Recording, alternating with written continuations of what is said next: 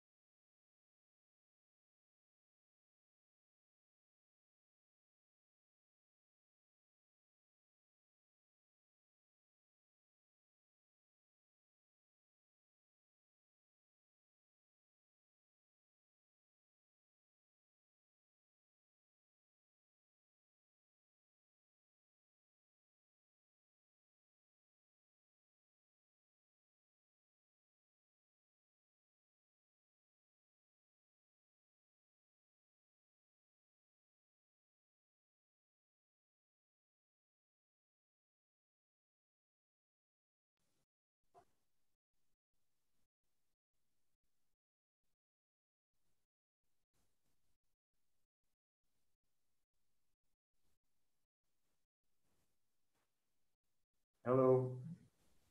Welcome to the evening with the Ananda monks. We're going to start by doing some chants. We'll do a short meditation together, and then we will talk about the autobiography of a yogi. So here we go, starting with a chant. This one is by Ram Prasad in Bengal, and it's about the Divine Mother.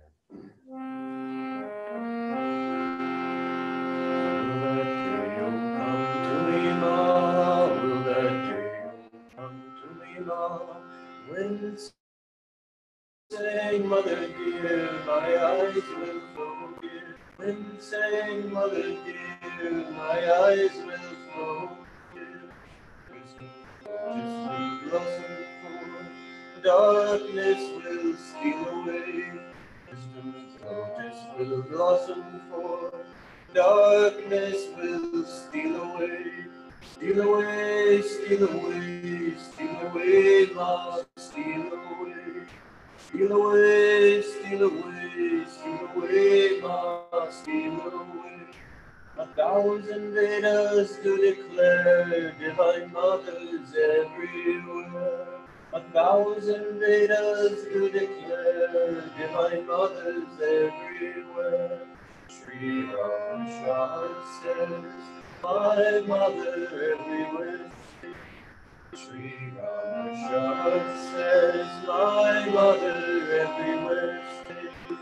Blind eyes see the Ma hiding everywhere. Blind eyes see the Ma hiding everywhere. Will that day come to me, Ma? Will that day come to me, Ma? When saying, mother dear, my eyes will flow. When saying, mother dear, my eyes will flow tears. Darkness will blossom forth, darkness will steal away. Darkness will blossom forth, darkness will steal away. Steal away, steal away, steal away, lost, steal away. Steal away, steal away, steal away, lost, steal away. 1,000 Vedas do declare divine mothers everywhere. 1,000 Vedas do declare divine mothers everywhere. Sri Rama says, my mother everywhere stays. Sri Rama says, my mother everywhere stays. Blind eyes see the Ma hiding everywhere. Blind eyes see the Ma hiding everywhere. Will that day come to me, Ma? Will that day come to me, Ma? When saying, mother dear, my eyes will fall tears. When saying, mother dear, my eyes will flow tears. Darkness will blossom forth, darkness will steal away. Darkness will blossom forth, darkness will steal away. Steal away, steal away, steal away, mama, steal away. Steal away, steal away, steal away, mama, steal away. 1,000 Vedas do declare divine mothers everywhere. 1,000 Vedas do declare divine mothers everywhere. Sri Rama says, my mother everywhere stays. Sri Rama says, my mother everywhere. Blind eyes see the Ma hiding everywhere. Blind eyes see the Ma hiding everywhere. That day come to me, Ma. Will that day come to me, Ma? When saying, mother dear, my eyes will flow. When saying, mother dear, my eyes will flow. Darkness will steal away. darkness will steal away. Steal away, steal away, steal away, ma, steal away. Steal away, steal away, steal away, ma, steal away. 1,000 Vedas to declare divine mothers everywhere. 1,000 Vedas to declare divine mothers everywhere. Sri Ganesha says, my mother everywhere speak. Sri Ganesha says, my mother everywhere speak. Blind eyes see the mom hiding everywhere. Blind eyes see the mom hiding everywhere.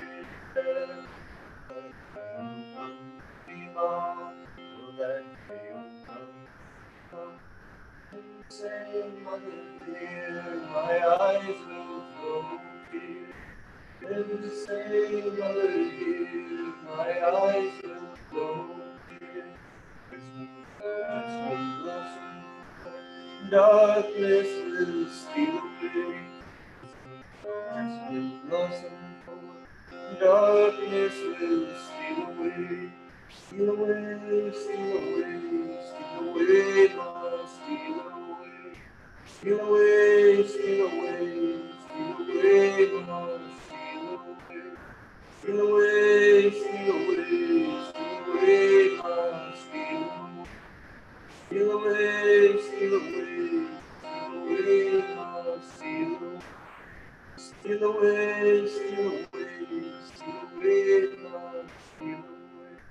Steal away, steal away, steal away, Lord, steal away. Steal away, steal away, steal away, Lord, steal away.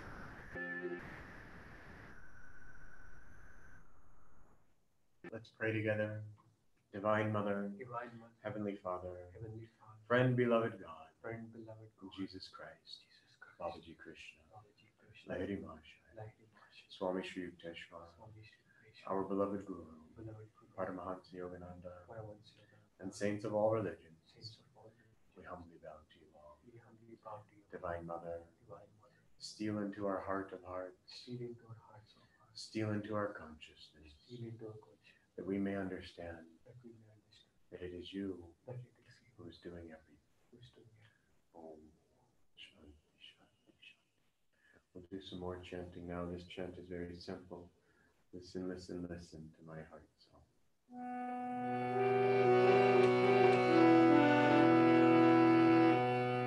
You can make it like a mantra for yourself right now. So just sing along with me, either out loud or mentally, but just again and again calling to God, asking for him or her to listen to your heart song.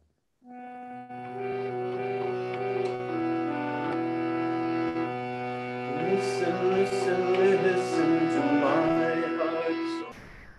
Listen, listen, listen to my heart song. I will never forget thee.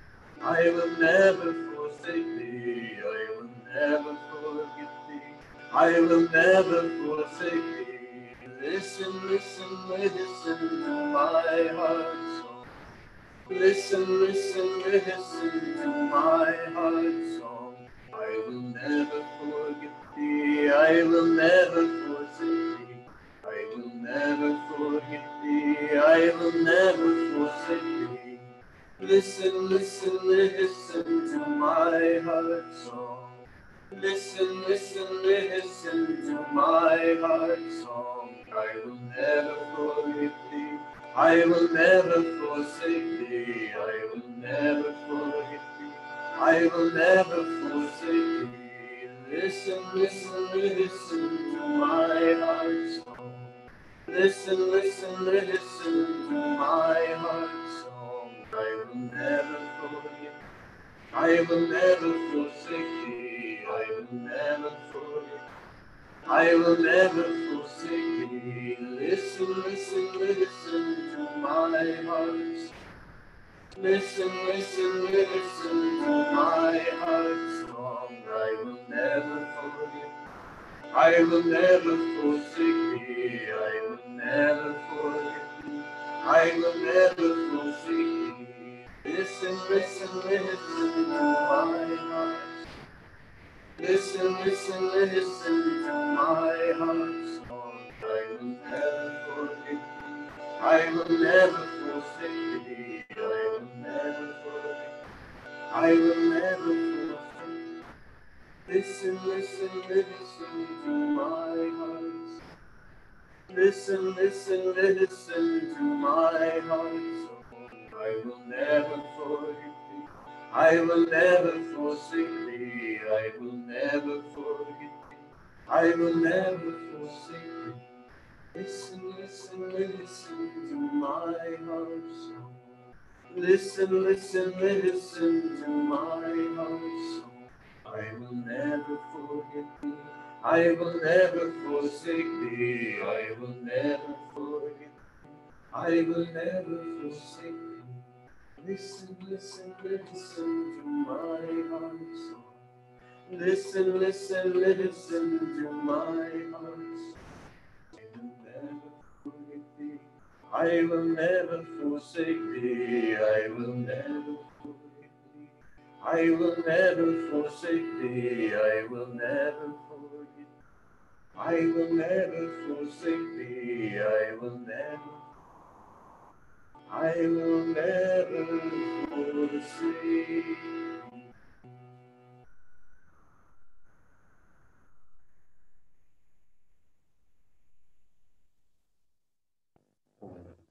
I'll now hand over the harmonium and microphone. Not okay.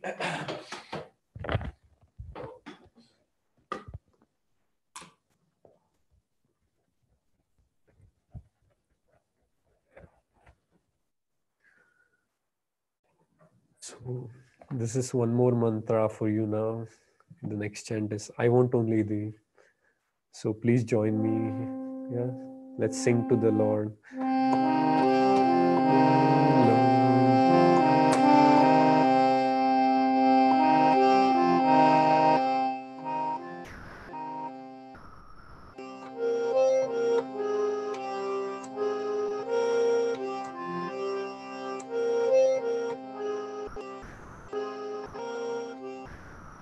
I want only thee, Lord, thee, only thee.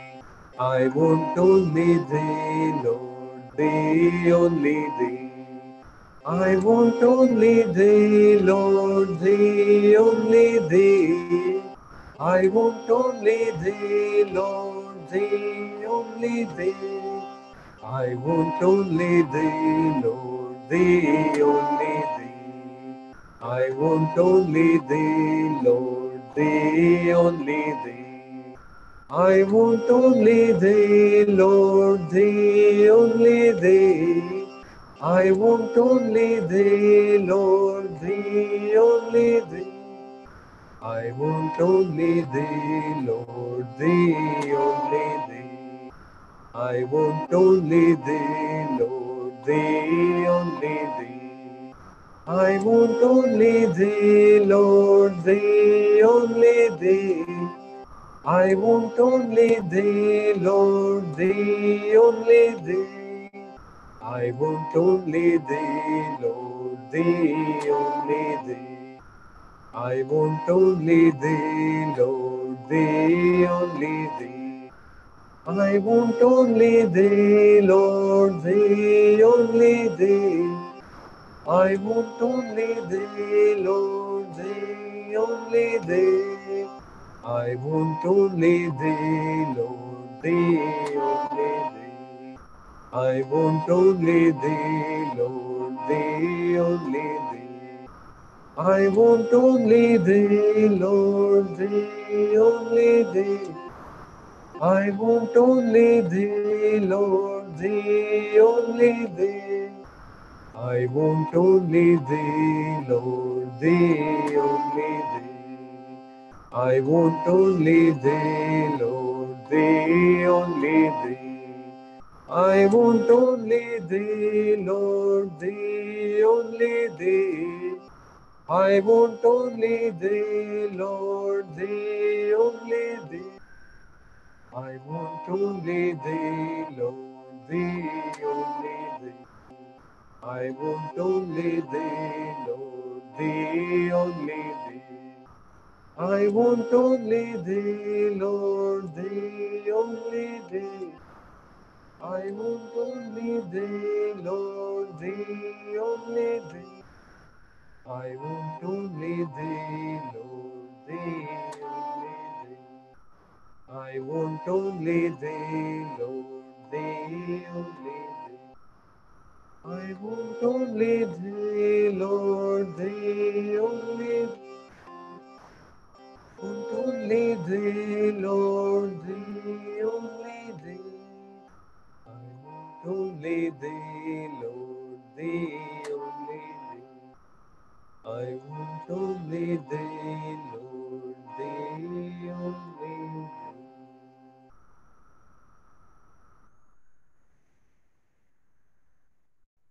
Yeah, it said that chanting is half the battle. So now let's chant one more chant before going to meditation. So this chant is, O thou blue sky, under blue cover, hast thou hidden my beloved Lord. Open thy cover, let me discover my beloved Lord in thy heart of hearts. Okay, let's do it. O thou blue sky, under blue cover, hast thou hidden my beloved Lord. O thou blue sky, under blue cover, hast thou hidden my beloved Lord. Open thy cover, let me discover. Open thy cover, let me discover my beloved Lord in thy heart of hearts. My beloved Lord in thy heart of hearts. O thou blue sky under blue cover, hast thou hidden beloved Lord, O thou blue sky under blue cover, hast thou hidden my beloved Lord. Open thy cover, let me discover. Open thy cover, let me discover my beloved Lord in thy heart of hearts. My beloved Lord, in thy heart of O thou blue sky under blue cover, hast thou hidden my beloved Lord. O thou blue sky under blue cover, hast thou hidden my beloved Lord. Open thy cover, let me discover. Open thy cover, let me discover my beloved Lord in thy heart of hearts. My beloved Lord in thy heart of hearts. O thou blue sky under blue cover, hast thou hidden my beloved. O thou blue sky under blue cover, hast thou hidden my beloved Lord. Open thy cover, let me discover. Open thy cover, my beloved Lord, in thy heart of hearts. My beloved Lord, in thy heart of hearts. O thou blue sky under blue cover, hast thou hidden my beloved Lord. O thou blue sky under blue cover, hast thou hidden my beloved Lord. Open thy cover, let me discover. Open thy cover, let me discover my beloved Lord in thy heart of hearts. My beloved Lord in thy heart of hearts. O thou blue sky under blue cover, hast thou hidden my beloved Lord. O thou blue sky under blue cover, hast thou hidden my beloved Lord. Open thy cover, let me discover. Open thy cover, let me discover my beloved Lord in thy heart of my beloved Lord in thy heart of my beloved Lord in thy heart of my beloved Lord in thy heart of my beloved Lord in thy heart of.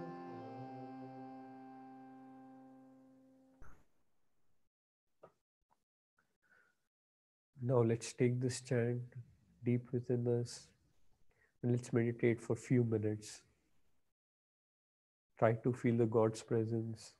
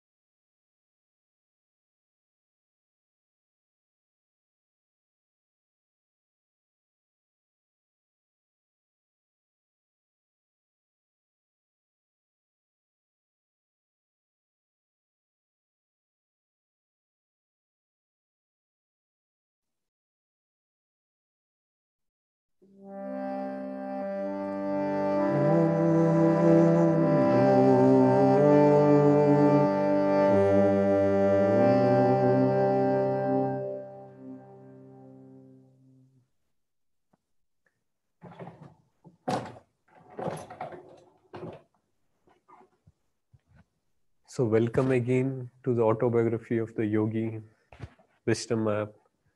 So, I'm Premdas here, and we have Brahmachari Jamal with us. So, it's a joy for us to join each time, even though we meet for like every once fortnightly, but we are very happy and joyful to be able to meet, have a satsang like this in this manner. So, yeah, let's get started. And okay, this is we generally take a quote from one of the days. So I've chosen few quotes, and the first quote here is October 29th.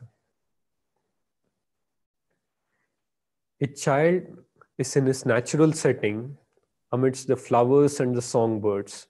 Only thus may he fully express the hidden wealth of his individual endowment. A child is in his natural setting amidst the flowers and songbirds. Only thus may he fully express the hidden wealth of his individual endowment. This was said by Rabindranath Tagore. So, as you might already know, that we have recently shifted our monastery, and we are now in Kandala, Maharashtra, and it's almost in midway between Pune and Mumbai.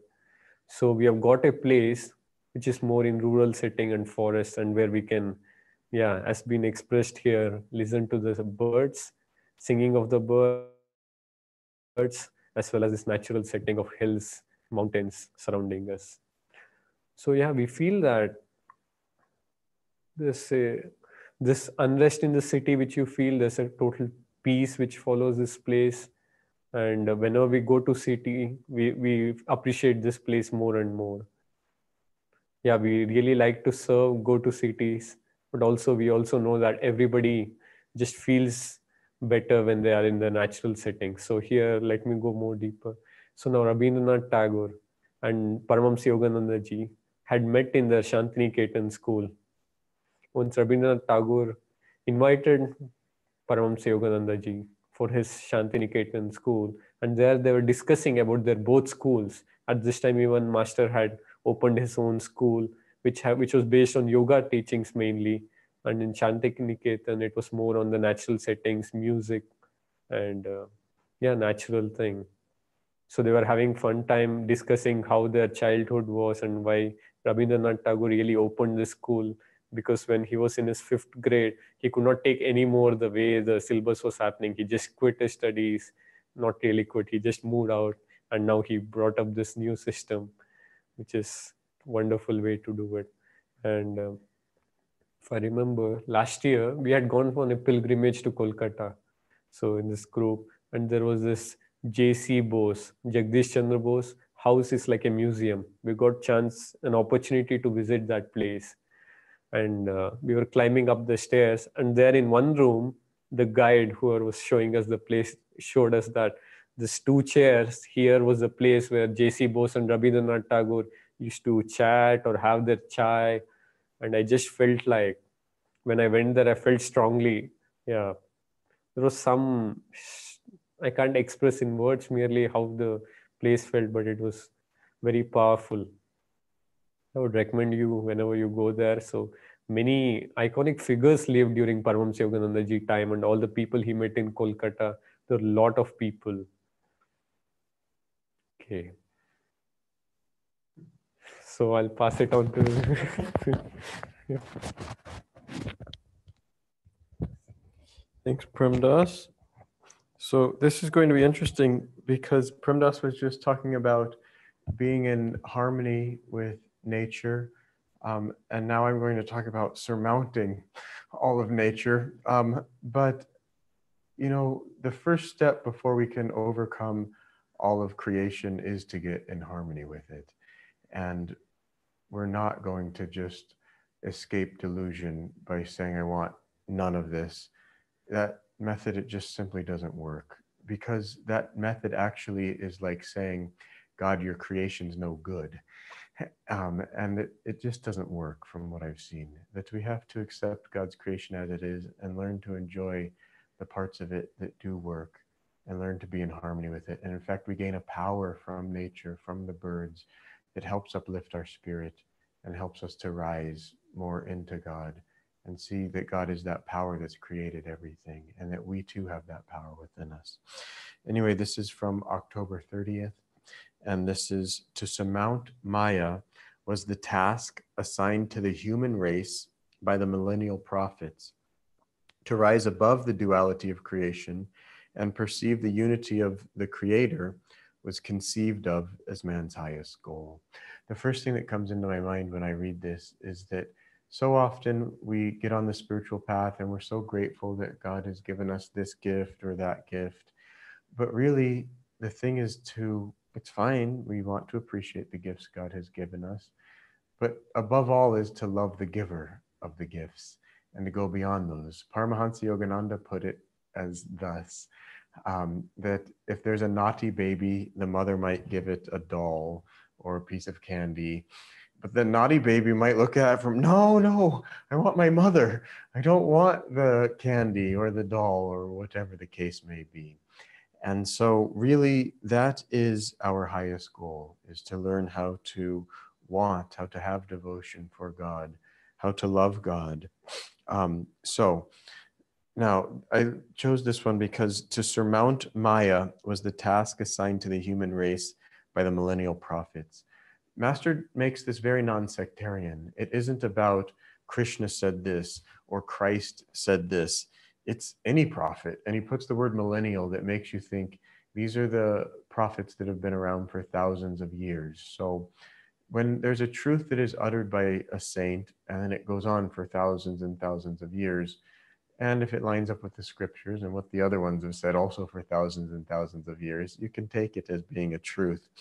And so this truth here today that we're talking about is how to overcome Maya, is to surmount Maya. Another reason I chose this is it's so easy to get confused in this world of what's our highest dharma, what's our highest duty.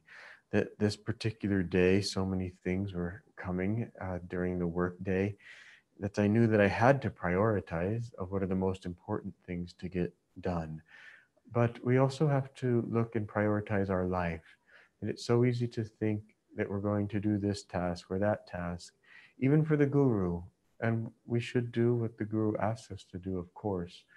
But we need to really listen deeply to what it is that the guru wants us to do. And if ever we get confused, the first thing that we're supposed to do is find God, that is our highest duty. And then the way that this is talking about, it says to overcome duality. And so that's the thing of when we're overcoming Maya, is that Maya tells us, oh, if we eat this particular thing, or if we set the air conditioner to this particular temperature, then we'll be so happy. But we find that if we're cold, cool and calm this day, then we're hot over here. Or if we're cold, then we wish that we were hot. And somehow it just never works. But if you can go within your own self and your own spine and learn to find a peace in there in meditation that has absolutely nothing to do with what's going on outwardly, that is how you will find truth. It's how you'll find peace. It's how you will accomplish the goal that the millennial prophets have given to the entire human race. Another important point on this is that this isn't just the goal for some big guru or some anchorite who's under a tree and been meditating for many years. This is the goal for every human being, that we all have to put this as our highest goal. And let's be honest, that we're not all going to make it into Nirvikalpa Samadhi in this incarnation, but that doesn't matter. What does matter is, are we going to go with all of our effort in the right direction?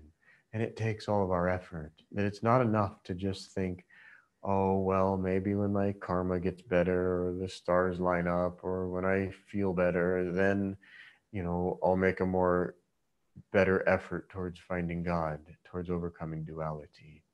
That we have to give it our all in every moment, all of the time.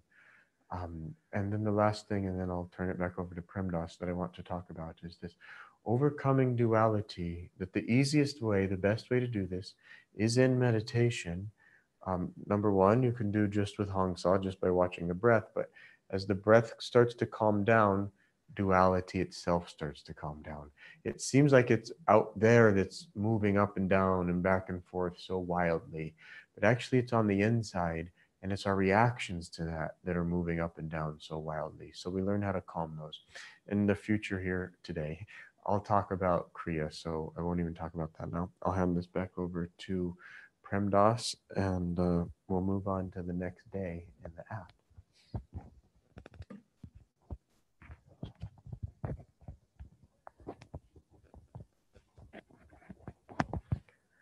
Okay, so the next quote I've chosen is October 31st. Striving, striving, one day behold the divine goal. Striving, striving, one day behold the divine goal. This is what Larry Marcia used to say, Banat, Banat, Banjai, Banat, Banat, Banjai.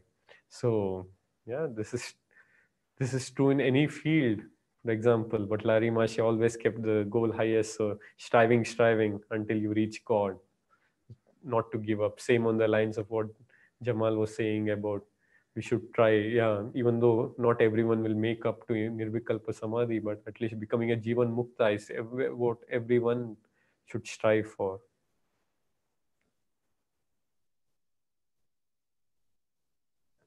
And yeah, I remembered this story from Paramahamsa Yoganandaji's life. It might be new path now. This was Anand Moy. He was one day, master had given a task of digging a hole. This was for cess tank or some tank project. And he started doing his work, his seva. He started digging. It became morning, afternoon. He started continuing in the evening. He almost like it was now the time for sunset, and now he looks up and he looks that he has already covered so much area. He during the when he was digging, he never thought how much was I doing, how much far have I come. He just was doing his job without comparing or without thinking how much far should I go. Then finally when it was done, master came and, yeah, this is the way you need to go on spiritual path, doing and it's done, not thinking too much on how far we have come, because this is a long path and sometimes we'll get discouraged by just thinking of these things. So I would now again pass it on to Jamal for next quote of ours.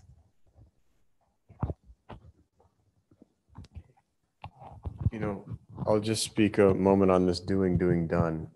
That I've seen so many times that when we get stuck, when we don't know what's the next step in our project, that if we just put out more energy and just try to do anything, that then it will lead to the next right step. That Swami Kriyananda's mother used to play the violin, and when she was young, I don't remember exactly how old, but she hurt her finger and then she couldn't grip the the violin properly, and so she couldn't play very well.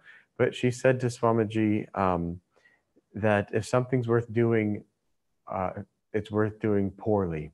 And the saying normally is if it's worth doing well. But it lets us know that we just have to keep trying. It's along the lines of this Banat Banat Vanjai, that if we just keep trying, we will get there. And I've learned that it's how we learn. And the great people in any field, that they've made plenty of mistakes in those fields. Yes, sometimes people are born great in some field, but it's because they worked at it in a past life. But even then, you see that they make mistakes in this life, but then they just keep going. And it's because they have success magnetism, that it's a quality that's in the heart. It's a magnetic quality, that, and I say it's in the heart because they attract success at whatever they do. And it's a very fascinating point that is along the lines of this topic, that if you can learn to become a success at anything by just putting your mind to it and say, I'm going to focus and keep working at this, and whatever little bumps come, I just get back up and just keep going, and you realize I can be a success, I can do this thing, even if it's just a little thing. It's that success magnetism that then helps you learn how to become a success on the spiritual path and gives you that feeling that you can find God in this lifetime. Let's move to the next topic. This is from November 5, from the Autobiography of a Yogi app. And The wonderful thing about having this app is it just puts you in tune with the autobiography. There's nothing special about November 5 and this particular quote. You don't have to have the app, but even if you read a little bit of the autobiography of a yogi every day, that you'll find that you're being in tune with Paramahansa Yogananda. That's the important thing. Anyway, here's the reading. Only adequate enlargement by yoga practice and devotional bhakti can prepare the mind to absorb the liberating shock of omnipresence. It comes with a natural inevitability, big word there, to the sincere devotee. His intense craving begins to pull at God with an irresistible force. The Lord, as the cosmic vision, is drawn by the seeker's magnetic ardor into his range of consciousness. So this one, there's another part in the autobiography of a yogi where Ram Gopal Mozumdar says to Paramahansa Yogananda, if I gave it to you right now, every cell would burn as if you were on fire. And this was Paramahansa Yogananda asked Ram Gopal Mozumdar to give him a samadhi. And Ram Gopal Mozumdar said, you'll burn as if every cell's on fire. So when I first read that, I thought, how bad could it be? You know, a little burn, but for samadhi, sure, you know, I'll take it. I'll take a little burn. How bad could it be? How much would it last? But you begin to realize as you grow on this path, as you begin to understand the intense amount of current that flows through your body as you practice Kriya Yoga and the enlargement that happens just to your nervous system, that no, it's not a good idea. That when the master says, you know, grow slowly, that it's a good idea. But then here today, we're not talking about our nervous system. We're talking about the devotion and how we want to grow that. So we have to have adequate enlargement by yoga practice and devotional bhakti. Now here's interesting, to prepare the mind to absorb this liberating shock of omnipresence. It's another thing. Paramahansa Yogananda said that if you knew how vast God was, you would be terrified. That if you just tried to jump from our little limited consciousness where we have our little room and our food and our daily activities and we're so happy, and suddenly we just boom into every soul that's ever walked, every planet, everywhere, and all experiences all rolled into one moment, that it would be just way too big to handle.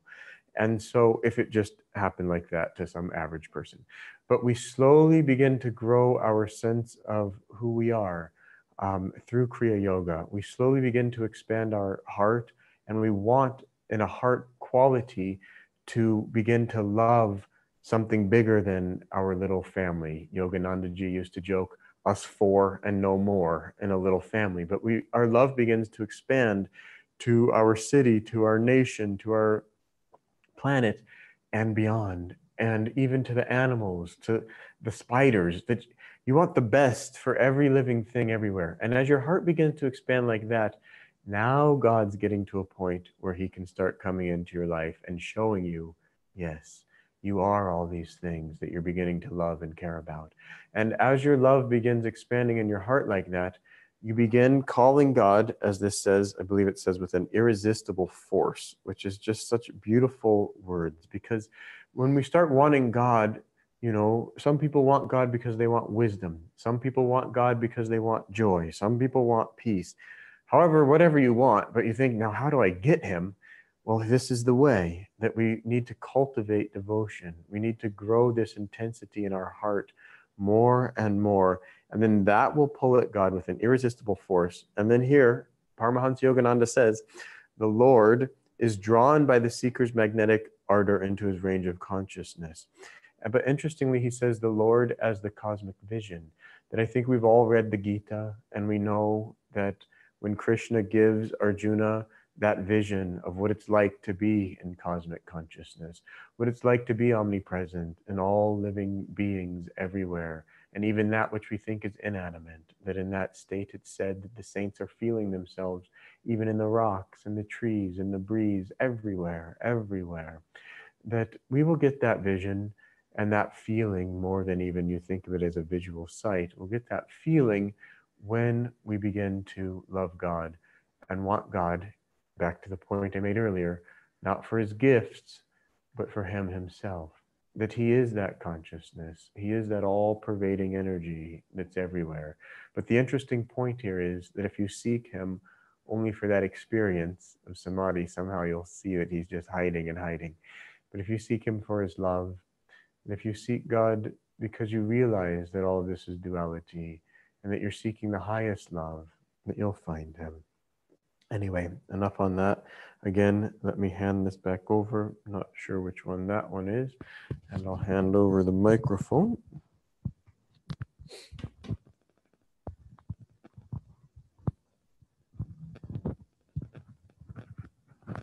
Thank you, Jamal. It was beautiful. So now the next quote, November 8th. The darkness of Maya is silently approaching.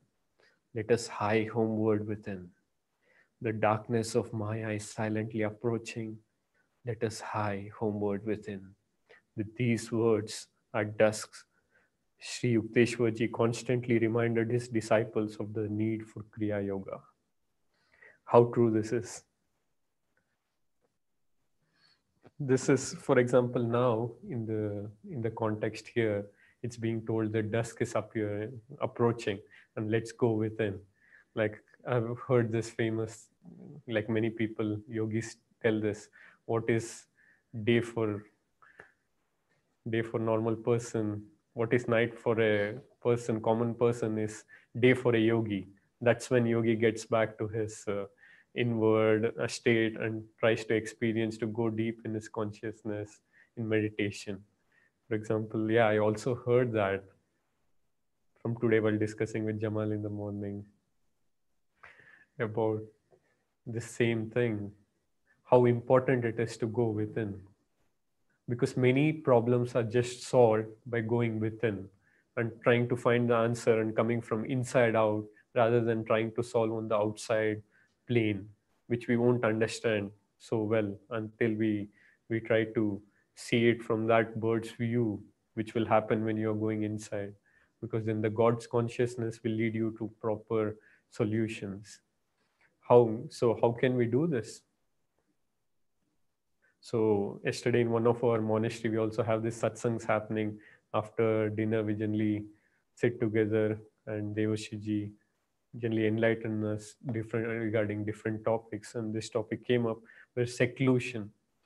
Seclusion is one of the important ways where we can get back within. Sometimes all through 1 year, it's being advised that you take some 1 week seclusion, or in the beginning, at least 2 days of seclusion, 1 day of seclusion, or maybe half day of seclusion. This is when you'll get back to your inner strength. You'll know what you really are. Then you can come back more stronger. So this was an incident shared by one of our Guru Bhais, but this problem was really facing this severe test and did not know what to do now. So now one more Guru Bhai, his senior, advised that why don't you go to your seclusion and do so many number of kriyas. Like this was advanced disciple who has been on path for many years. So they said like 800 kriyas, like each day for some 1 week time.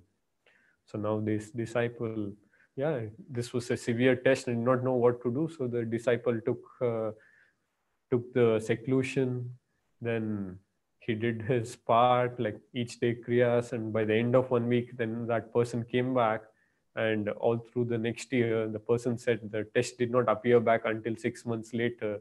And then when it came back, this person had the strength to face it.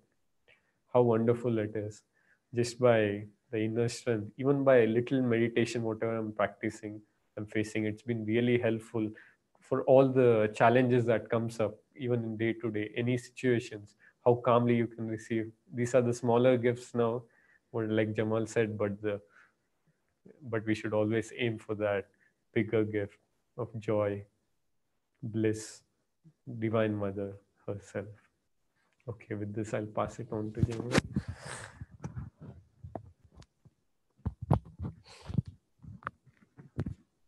And now we get to talk about one of my favorite topics, maybe. Yeah, Kriya Yoga. So the question here is, okay, how do we hie home within, inwardly, when dusk is approaching? Or how do we overcome or surmount Maya, as that topic was? And one of the easiest ways is Kriya Yoga. And the other thing we were talking about also in one of the other readings here was that we need two things. One, that will enlarge our consciousness. I think it was something like that by yoga practice and also by bhakti yoga. So, but this yoga, how do we enlarge our consciousness? It's through Kriya Yoga. So let me read this quote. This is from November 7th. Through gradual and regular increase, that's interesting right there, regular increase, of the simple and foolproof methods of Kriya, man's body becomes astrally transformed day by day and is finally fitted to express the infinite potentials of cosmic energy, the first materially active expression of spirit. So this is how we do it, is Kriya Yoga. This just hit me through the gradual and regular increase that I've heard of people doing Kriya for many, many years, but they don't increase. And so not good, that we do need to increase. Of course, check with those who have gone before you and know what they're doing before you do any radical moves of 800 kriyas a day. So then also Master here puts foolproof in quotes. And that's funny because obviously anything can be messed up. That I've heard of people, having things go wrong with Kriya. So it's always good to check with someone who knows what they're doing, who's been doing it for a long time.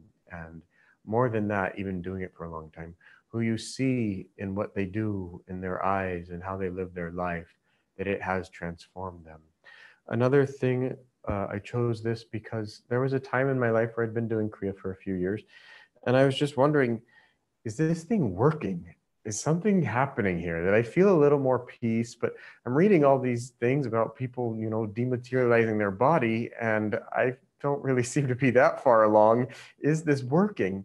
And a friend of mine who'd been on the path for 30 years said, you can't see it, but your astral body is changing day by day as you practice Kriya. So just banat banjai, just keep going, just keep doing your Kriya regularly, and that things will change. And his words proved to be so true. It did take some more time, but then I began to feel that yes, that Kriya was a very powerful tool. And this is another point that I wanted to make this evening, that Kriya can help us pull our energy inward so that we can turn off the five senses. That when we're in the five senses, we're not going to be as peaceful as we could be. You still can be very peaceful as you're in this world and doing your duties. That's fine. But I'm talking about the highest level of peace, that we need to go inside in meditation and feel that and understand it. And really that is to turn off all the five senses. Then of course we have to go out and do our duties and keep that peace to the greatest extent we can. As we become a master, we can hold on to that peace 100%, and that nothing touches us. But as we work on it, okay, we do our best, but we need to learn how to turn off those five senses. So Kriya Yoga teaches us how to do that, how to withdraw the energy. And that, again, that word energy, this reading here says that man's body becomes astrally transformed. That one of the first stages and things that happens in Kriya Yoga is we get to feel energy within our own body. We become sensitive enough so that we can feel the energy withdrawing. And when we can feel that energy withdrawing, then we're becoming astrally transformed. That before I practiced Kriya Yoga, I couldn't feel any energy within my body whatsoever, that I just didn't understand these things. But then afterwards, you begin to feel that energy. Then you're able to take that energy that is withdrawn and lift it up to the point between the eyebrows. Paramahansa Yogananda said, if you want to advance very rapidly, very quickly on the spiritual path, keep your attention here at the point between the eyebrows all of the time.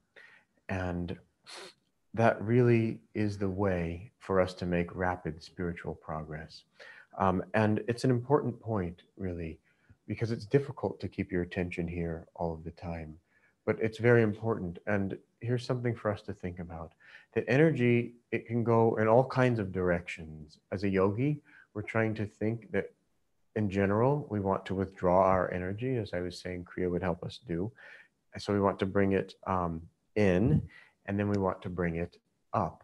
But energy, of course, can go down. It can go out through all of the five senses. But energy also, it not only can it go down and out, that it can go in and down. It can go out and out. It can go all over the place. And it's something worth thinking about. And can you find this for me again? It's something worth thinking about and really trying to understand what are we doing with our energy at any given moment. Um, and then another thing that I wanted to talk about here is that we all have infinite potential of cosmic energy, that we're surrounded by a sea of cosmic energy, and that we should never feel that we're tired. You know, Paramahansa Yogananda said, don't say, I'm tired. Say, the body needs a little rest. It's part of understanding that you're not this physical body, that you are the energy that animates it. And this takes a lot of mental discipline on our part to keep training ourselves. It takes doing the energization exercises every day with sensitivity, with understanding, with feeling that you're the energy, but then also with mental understanding that I'm this energy that is animating this body. I'm not this physical body. And then the point I brought up here, there's an infinite potential behind that. And so slowly we have to transform all parts of our being. That in some ways we could think of it that we're a three-part being, that we have this physical body, but we also have an energy body, and then we have a mental body. And yes, first comes the thought, and then through the agency of energy, it then manifests on this material plane. And we have to learn how to change the fact that we think that we're this material body and that we have to listen to it. You know, what's happened is that the master has let the servant take over the house. The house is your physical body, and the master lives here. And actually, it's the Joker, the servant who lives here at the back of the medulla, that he's taken over control of the house. But we have to get the king back in control again. And that all comes back to keeping our attention here at the point between the eyebrows. You know, it's such an interesting thing as this process all begins to happen, is that even when you meet a Paramahansa Yogananda, it's not like he's going, you know, to be flying around and doing circus tricks and showing that he has all of this, you know, infinite energy now, that he's just going to be very quiet about it. But he has become, as this reading says, a material active expression of spirit, that he has realized his infinite potential of cosmic energy, yet he's still in a physical body.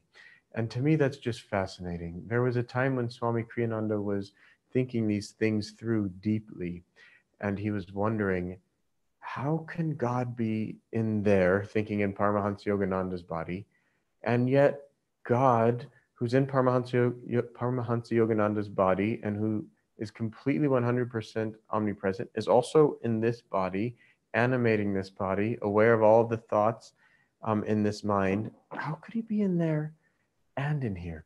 And Master knew exactly what he was thinking, and he didn't try to explain it to him through the use of the mind, that he just handed him an apple.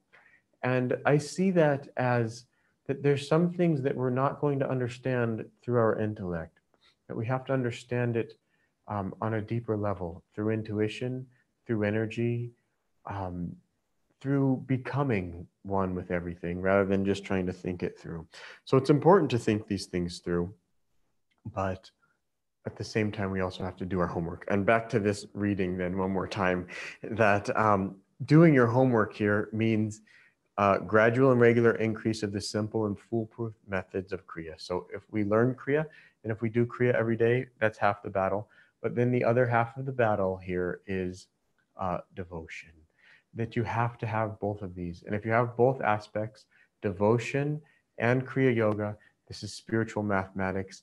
It will not fail. You will not miss the boat, that you can become a Jivan Mukta in this lifetime if you'll put those two things together.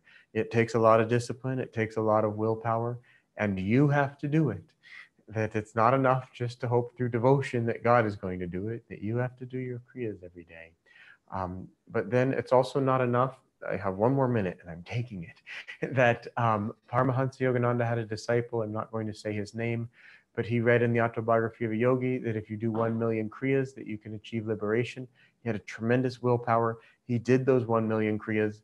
And then when he didn't get samadhi, he left the ashram.